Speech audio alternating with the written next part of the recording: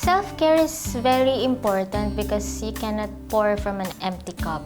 So, iniisip ko paano ko masiserve yung family ko, yung husband ko, yung anak ko kung hindi ako healthy. Kaya, ini-make sure ko na healthy talaga ako. Whenever I'm tired, I make sure na I pause kasi rest is very important. Ang priority ko, ang health ko, mentally, physically, emotionally, para maalagaan ko yung asawa ko and yung anak ko.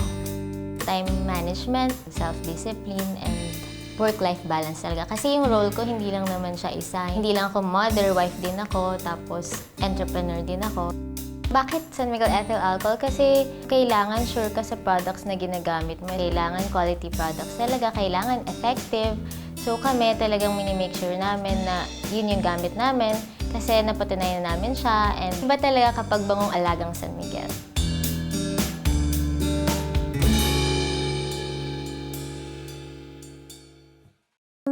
This program is brought to you by San Miguel Ethyl Alcohol.